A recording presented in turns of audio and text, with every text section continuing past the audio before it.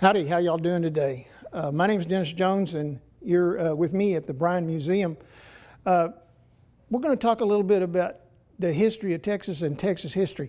Everything in this museum has a story to tell, and I'm going to help you learn some of those stories and maybe discover some stuff about your own self that you never really knew. Why don't you follow me this way? You still want to come to Texas? Well, guess what? We're just getting started. There's some other things you're going to need when you come here, and one of them, probably politically incorrect, is you're going to need a firearm. Ladies and gentlemen, if you come to Texas and you are not armed in the 1820s, 30s, 40s, 50s, 60s, 1870s, 1880s, you're not going to last long. If you're traveling by yourself and you're not armed, God knows, let's hope you're not traveling by yourself. But if you are and you're not armed, there are bandits and outlaws here and Native Americans that will kill you in a heartbeat and take everything you have just because they can and because they want it. If you are armed, it's not so likely they're going to do that.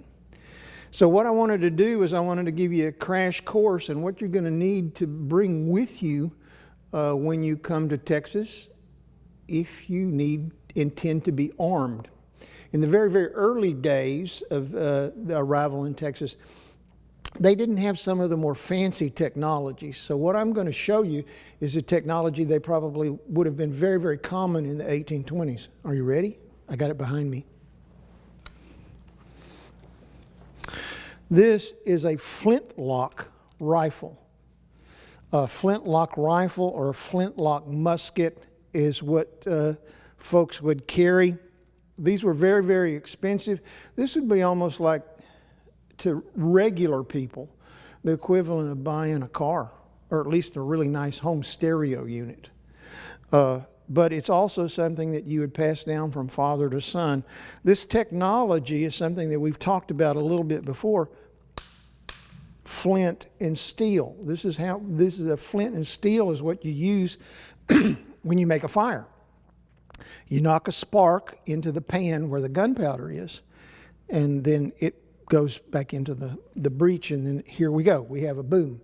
Let's say you want to load this. The first thing you're going to do is you're going to take your powder measure, and you're going to pour gunpowder from your powder horn into the measure. You don't want to waste your gunpowder. You don't use too much. If you use too much, you might blow the gun up. If you don't use enough, then the bullet is going to bounce off of whatever you hit with it. So you pour the powder in the barrel, and then you pull your ramrod all the way out. And then you take your bullet, which you come out from right here, and it has a little patch of cloth on it to cover up the gap that might be between the barrel and the lead. You stick that on there.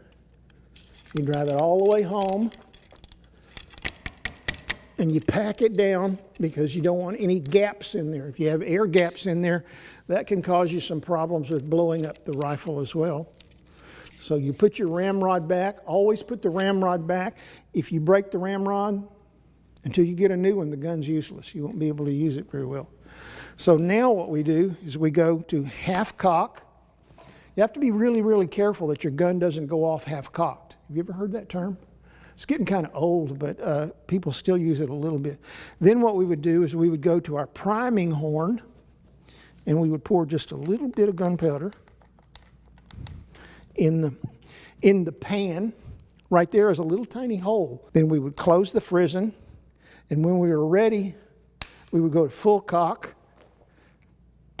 and we would fire. Did you see the sparks?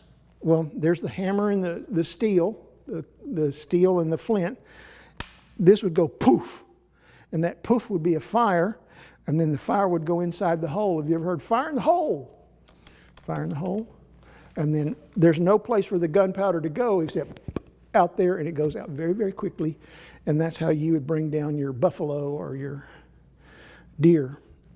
So one of the things you have to do is you have to clean the inside of the barrel after you shoot it several times, and you swab it out with rags and tow. Then you have to be especially careful. This is called a vent pick. It's attached to your shooting bag. See, it's like a little needle. it goes in this little hole right here. And you kind of clean that out like that. Because if that hole is sooted up with gunpowder, when you go poof here in the pan, you get this flash in the pan. If that hole is not open, the fire doesn't go in there. If the fire doesn't go in there, there's no boom. So sometimes what you would get would be a flash in the pan. You may have heard that old term as well. Something that makes a big show, but really doesn't go boom. Here's how we would carry a few of our bullets in preparation for loading. They have a little piece of cloth already wrapped around them. They would be greased because these patches going down in this barrel has to be very, very tight, and the grease is going to enable it to go a lot quicker. If you're going to be out for a while, or even if you're around your home, there are certain things you're going to need to take care of your rifle or your musket, and those include these. This is how you would mold bullets. You'd have a little ladle of some sort. Doesn't have to be this fancy. And you'd take your old bullets or some bar lead like this. Oh my gosh, this is lead. He's going to die. And you would put some in here and you would melt the lead. And once the lead turns a silver liquid, then you would pour it off in this little hole in your bullet mold. In your bullet mold. And then in just a second or two, it's hardened enough where you can open it and shake it out. But also there's this, can you see that right there? There's little cutters. When you pour the lead inside the mold here, there's a little bit that's going to stick out on the side where the hole was, where that you poured it in. So you're going to have this little round bullet with a little thing sticking up on the edge of it. Needless to say, you don't want that fitting in your gun. It's not going to fit very well. So what you have is this cutter. That little thing sticking up on the bullet is called a sprue. And you use the sprue cutter to cut that off. That little cut off piece goes back in your ladle to make another bullet. The mold was made at the same time the gun was. And it was made for that specific gun. This is called a Pickering tool. This is invented, I guess, by a guy named Thomas J. Pickering during the Revolutionary War. This is for tightening up the jaws, on your flint so it's nice and tight. And then also, they didn't have Phillips head screwdrivers and so forth. They just had the straight ones. So you can see there's two size screwdrivers on there. They don't think they even call them screwdrivers then. Turn screws, maybe. These are turn screws. So when you come to Texas, you best be careful, and you better be armed, and you better know who you can trust and who you can't. This is a very, very dangerous place on so many different levels. But what it's going to do is it's going to shape our character and make us the great people that we are today.